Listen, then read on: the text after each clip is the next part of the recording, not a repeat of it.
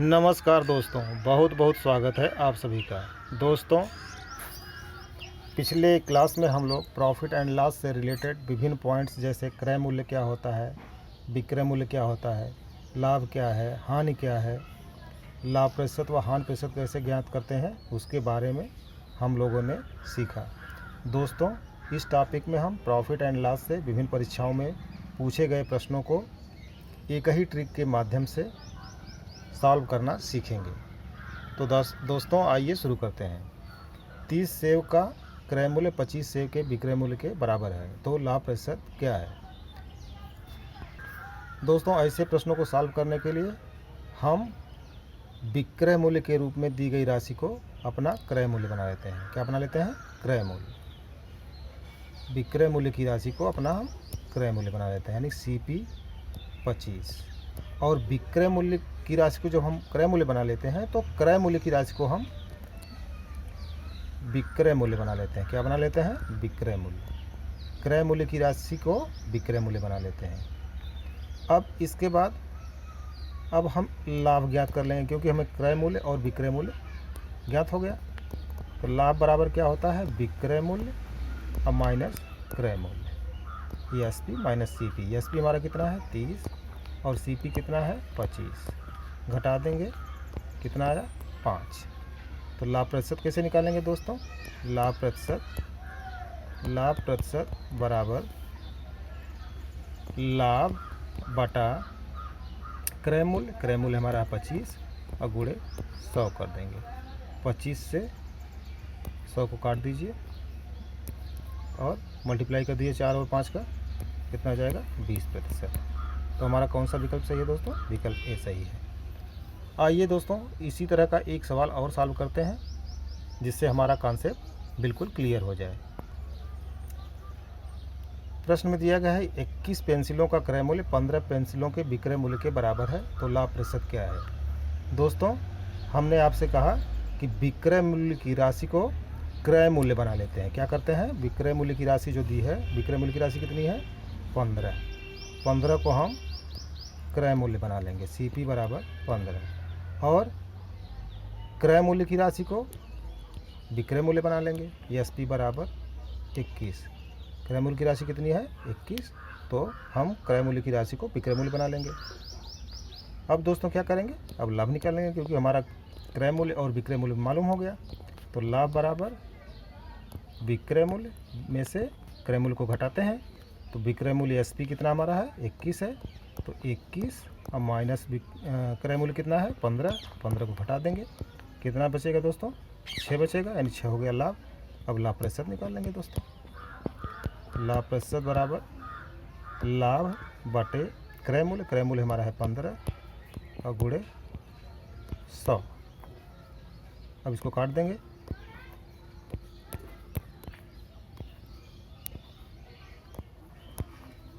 बराबर 40%। कितना आसान है दोस्तों।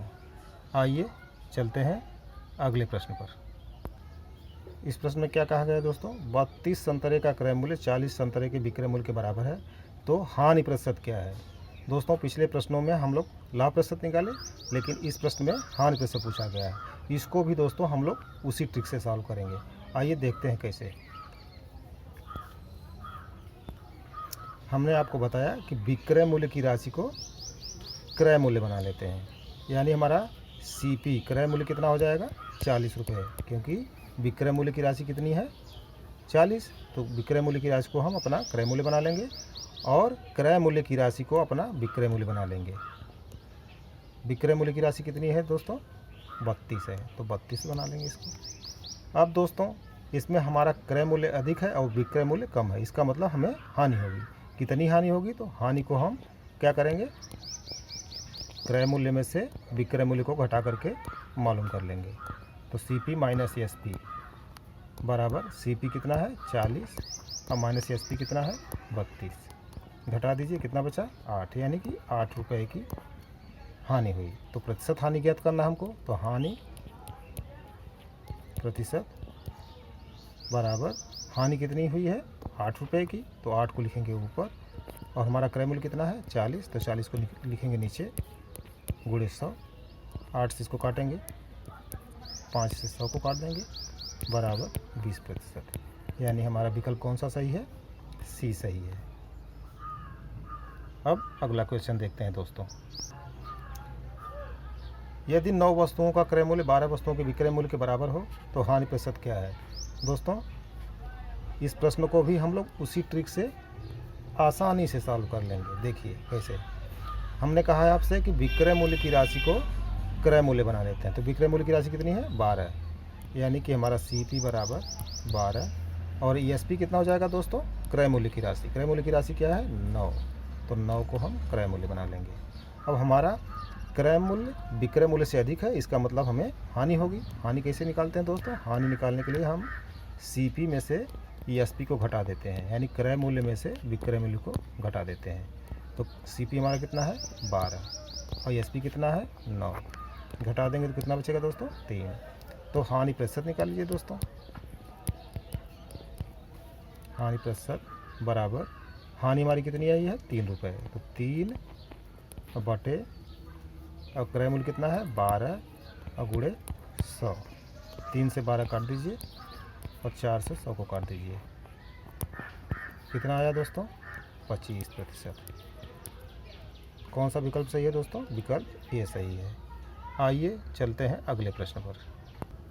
दोस्तों, इस प्रश्न में क्या कहा गया है? एक व्यक्ति 10 रुपये की 12 की दर से आम खरीदता है। 10 रुपये में कितने आम खरीदता है? 12 आम, तथा इन्हें 12 के 10 की दर से बेचता है। माने 10 आम 12 रुपये में बेचता है। उसका लाभ प्रतिशत क्या है? तो दोस्तों, इसमें आम को जो खरीद रहा है उसकी संख्या है 12 और जो बेच रहा है उसकी संख्या है 10। यानी आम के खरीदने की संख्या और बेचने की संख्या दोनों अलग अलग है। तो इस प्रकार के प्रश्नों में हम लोग क्या करते हैं दोस्तों? पहले वस्तुओं की संख्या को एक समान बना लेते हैं, उसके बाद हम प्रश्न को सॉल्व करेंगे। जैसे यहाँ आम की संख्या है 12 और आम की संख्या खरीदने की 12 है और बेचने की 10 है। तो समान बनाने के लिए क्या करेंगे दोस्तों? 12 में 10 से गुणा कर देंगे तो कितना हो जाएगा? 12 दहा में 120। यानी कि अब हमारे आमों की संख्या कितनी हो गई? 120। दोस्तों, अब हम लोग 120 हो गई आमों की संख्या, तो 120 के हिसाब से इसका क्रय मूल्य और विक्रय मूल्य निकाल लेंगे। कैसे निकालेंगे दोस्तों? देखिए, जैसे आम खरीदता कितना है? 12 आम खरीदता है, लेकिन अब हमारा आम कितना हो गया? 120। तो आम कितने गुना बढ़ गया? आम की संख्या कितनी गुना बढ़ गई? तो 120 में 12 से भाग करिए, कितना गुना आ रहा है? 120 में 12 से भाग कर दीजिए, 12 दहा में 120। यानी आम पहले 12 था, अब हो गया 120, तो कितना गुना बढ़ गया? 10 गुना बढ़ गया। यानी कि उसका क्रय मूल्य भी तब 10 गुना बढ़ जाएगा। तो पहले तो क्रय मूल्य था, CP हमारा था 10, लेकिन अब क्या हो जाएगा? इसका 10 गुना, यानी कि 100 हो जाएगा। इसी तरह से हम विक्रय मूल्य को ज्ञात कर लेंगे। दोस्तों, पहले विक्रय मूल्य कितना था? 12 रुपये। 12 रुपये में वो 10 आम बेचता था, लेकिन अब हमारा आम 120 हो गया, तो 120 आम को वो कितने में बेचेगा? तो अब इसको भी निकालने के लिए हम क्या करेंगे? अब तो बेचेगा 120 आम, तो 120 में 10 से भाग कर देंगे, क्योंकि आमों की संख्या 10 है, 10 आम बेच रहा है। तो अब कितने आम बेच रहा है? 120। तो 120 का विक्रय मूल्य क्या होगा? 10 से जब भाग करेंगे तो कितना आएगा? 12। इसका मतलब पहले हमारा ESP कितना था? 12। अब हमारा 120 आम का विक्रय मूल्य कितना हो जाएगा? 12 से इसमें गुणा कर देंगे, 144। अब हमारा लाभ कितना हो जाएगा दोस्तों? क्योंकि अब हमें क्रय मूल्य और विक्रय मूल्य मालूम हो गया, तो हम ESP माइनस CP कर देंगे। ESP माइनस CP बराबर 144 माइनस 100 बराबर 44, यानी 44 रुपये का लाभ होगा। लाभ प्रतिशत कैसे निकालेंगे दोस्तों? लाभ प्रतिशत बराबर लाभ कितना है? 44, अब बटे क्रय मूल्य कितना हो गया हमारा? 100 और गुणे 100 से 100 काट देंगे तो कितना आ जाएगा दोस्तों? 44%। यानी कि हमारा विकल्प B सही है। दोस्तों, इस प्रकार के सवालों को सॉल्व करना कितना आसान है। आइए इसी तरह की एक सवाल और देखें। प्रश्न में क्या कहा गया है दोस्तों? एक दुकानदार 10 रुपये की 15 टॉफ़ियाँ खरीदता है तथा ₹15 की 10 बेच देता है, उसका लाभ प्रतिशत क्या है। इसमें भी दोस्तों प्रश्न में लाभ ही निकालना है। क्या निकालना है? लाभ। इसको भी निकालने के लिए हम लोग क्या करेंगे, पहले टॉफ़ियों की संख्या को एक समान करेंगे। खरीदता कितनी टॉफ़ियाँ हैं दोस्तों? 15 टॉफ़ियाँ। अब बेचता कितनी है? 10 टॉफ़ियाँ। तो 15 का 10 से गुणा कर देंगे तो टॉफ़ियों की संख्या हमारी कितनी हो जाएगी? 150। अच्छा, अब हमारा सीपी कितना दिया हुआ है दोस्तों? 15 टॉफ़ियों को खरीदता है ₹10 में, यानी सीपी हमारा ₹10। और बेचता क्या है दोस्तों? 10 टॉफ़ियाँ ₹15 में, यानी एसपी हमारा ₹15। 10 टॉफ़ियों को ₹15 में बेचता है, यानी कि एसपी हमारा 15 है। लेकिन ये 10 टॉफ़ियों का है ₹15 विक्रय मूल्य। अब हमें निकालना क्या है? टॉफ़ियों का अब संख्या कितनी हो गई? 150। तो 10 टॉफ़ियों का अगर विक्रय मूल्य 15 है तो 150 टॉफ़ियों का विक्रय मूल्य कैसे निकालेंगे दोस्तों? 150 में 10 से भाग कर दें, क्योंकि टॉफ़ियों की संख्या 10 है और यहाँ 150 है, तो 10 से भाग करके इसमें निकालेंगे कि कितने गुना हमारी टॉफ़ी बढ़ गई। 150 थी संख्या, 10 थी संख्या, अब हो गई 150, तो 10 से भाग कर दीजिए। 10 से भाग करेंगे तो क्या हो जाएगा? 15, यानी कि हमारी टॉफ़ियों की संख्या पहले से कितनी गुना बढ़ गई?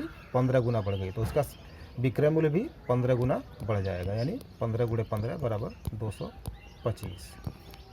इसी तरह से क्रय मूल्य हमारा पहले था ₹10 था, अब कितना हो जाएगा दोस्तों? चूँकि 15 टॉफ़ियाँ ₹10 में खरीदता था, अब टॉफ़ियों की संख्या 150 हो गई है, तो 150 में 10 से भाग कर दीजिए। 150 में 15 से भाग कर दीजिए, क्योंकि टॉफ़ियों की संख्या 15 है। टॉफ़ियों की संख्या 15 है, अब हो गई हमारी टॉफ़ियों की संख्या 150। तो इस 15 टॉफ़ियों का 150 में भाग करके पता करेंगे कि हमारी टॉफ़ियों की संख्या कितने गुना बढ़ गई। तो 15 से जब इसमें भाग करेंगे तो कितनी बार जाएगा? 10 बार। अब इस 10 का हम इसके क्रय मूल्य में गुणा कर देंगे, क्योंकि अब क्रय मूल्य भी 10 गुना बढ़ जाएगा। जब टॉफ़ियों की संख्या 10 गुनी बढ़ गई तो क्रय मूल्य भी 10 गुना बढ़ जाएगा हमारा, तो हो गया 100। तो अब हम क्या करेंगे? अब हम अपना लाभ निकाल लेंगे। लाभ बराबर क्या हो जाएगा दोस्तों? लाभ बराबर एसपी माइनस सीपी बराबर, एसपी हमारा है 225 और सीपी हमारा है 100। घटा देंगे तो कितना आ जाएगा दोस्तों? 125। तो लाभ हमारा हो गया 125। अब लाभ प्रतिशत निकालना है दोस्तों, तो लाभ प्रतिशत निकाल लीजिए। लाभ प्रतिशत बराबर लाभ हमारा है 125 और क्रय मूल्य कितना है हमारा दोस्तों? 100। तो 100 को नीचे लिखेंगे और फिर 100 से गुणा करते हैं, तो 100 से गुणा कर देंगे। लाभ प्रतिशत कितना आ गया? 125%। तो हमारा कौन सा विकल्प सही है? विकल्प बी सही है। आइए आगे चलते हैं दोस्तों, अगला प्रश्न देखते हैं। इस प्रश्न में क्या कहा गया है दोस्तों? यदि 20 कलम ₹25 में खरीदकर 25 कलम ₹20 में बेचा जाए तो कितने प्रतिशत की हानि होगी? पिछले प्रश्नों में हम लोग लाभ निकाले, लेकिन इस प्रश्न में हमें हानि निकालना है। हानि को भी दोस्तों हम लोग उसी तरह से निकालेंगे जैसे लाभ निकाले थे। इसमें भी हम लोग क्या करेंगे? कलम की संख्या को एक समान करेंगे। तो 20 कलम खरीद रहा है, अब बेच कितना रहा है? 25 कलम। तो 20 से 25 में गुणा कर देंगे तो कितना आ जाएगा दोस्तों? 500। अच्छा दोस्तों, अब हमारा सीपी क्या है दोस्तों? सीपी हमारा 20 कलम का सीपी यानी क्रय मूल्य ₹25 है, यानी कि ₹25। 20 कलम का क्रय मूल्य ₹25 है, तो कलम तो हमारी हो गई है 500। तो 500 कलम का क्रय मूल्य कितना होगा दोस्तों? तो 25 से 500 में भाग कर देंगे। 500 से 20 से भाग कर देंगे, क्योंकि कलम की संख्या पहले 20 थी, अब 50 हो गई। तो 20 से इसमें भाग कर दीजिए, आ जाएगा 25। यानी हमारी कलम की संख्या पहले 20 थी, अब 500 हो गई, तो कितनी गुना बढ़ गई? 25 गुना बढ़ गई। तो इसका क्रय मूल्य भी क्या होगा? 25 गुना बढ़ जाएगा। यानी कि जो क्रय मूल्य है उसमें 25 से गुणा कर देंगे, तो ये कितना हो जाएगा? 625। इसी तरह से दोस्तों एसपी हमारा कितना है? विक्रय मूल्य कितना है? विक्रय मूल्य हमारा है ₹20। तो कितनी कलम का है? 25 कलम का विक्रय मूल्य है ₹20, लेकिन हमारी कलम की संख्या कितनी हो गई? 500। तो 500 में हम क्या करेंगे? 25 से भाग कर देंगे। 25 से भाग कर दीजिए दोस्तों, कितना आ गया? 20। यानी कि हमारी कलम की संख्या पहले 25 थी जो बेची जा रही थी, अब 500 हो गई, तो कितने गुना बढ़ गई? 20 गुना बढ़ गई। तो हमारा विक्रय मूल्य भी 20 गुना बढ़ जाएगा। 20 20 हम 400। अब दोस्तों हम क्या करेंगे? हानि ज्ञात कर लेंगे। हानि बराबर सीपी क्रय मूल्य माइनस एसपी। सीपी हमारा कितना है दोस्तों? 625 और माइनस ESP कितना है 400, घटा देंगे तो कितना बचेगा दोस्तों 225। अब हमारी हानि हो गई 225 रुपये। तो हानि प्रतिशत निकाल लीजिए दोस्तों। हानि प्रतिशत बराबर हानि 225 बटा क्रय मूल्य है 625 और गुणे 100। 25 से इसको काट दीजिए, 25 9 225, 25 25 हम 625 और 25 से 100 को काट दीजिए और 9 और 4 का मल्टीप्लाई कर दीजिए तो 36% यानी 36%। तो हमारा विकल्प ए सही है। आइए अगला प्रश्न देखते हैं दोस्तों। प्रश्न क्या कह रहा है दोस्तों, एक व्यक्ति 5 रुपये के 3 की दर से संतरे खरीदता है तथा 4 रुपये के 2 की दर से बेच देता है, उसका लाभ प्रतिशत क्या है। दोस्तों इस प्रश्न में भी हम पहले वस्तुओं की संख्या को समान करेंगे। 3 वस्तुएं खरीदता है, 3 संतरे 5 रुपये में, अब बेचता कितना है 2 संतरे 4 रुपये में। तो वस्तुओं की संख्या समान करने के लिए क्या करेंगे, 3 का 2 से गुणा कर देंगे तो कितना हो जाएगा 6।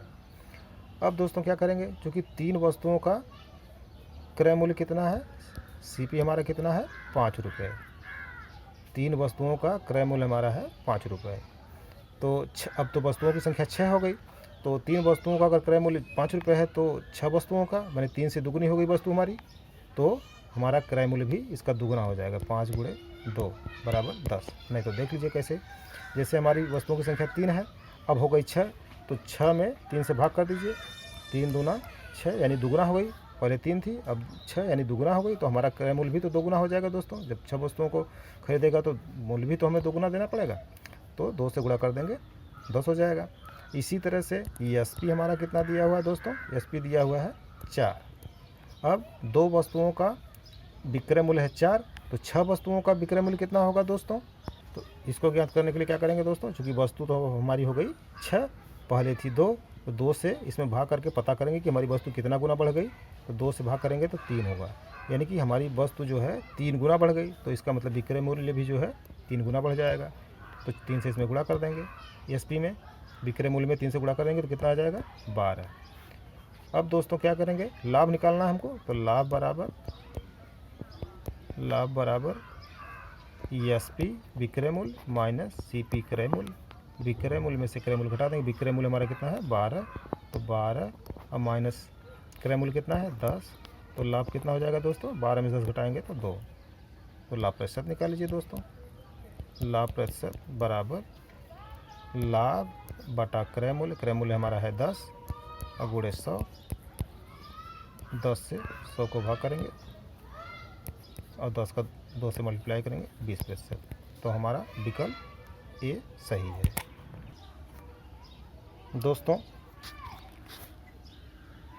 अब हम आपसे यही कहना चाहेंगे, यदि हमारी वीडियो आपको पसंद आती है तो उसे लाइक और सब्सक्राइब करके हमारा उत्साह ज़रूर बढ़ाएं। धन्यवाद।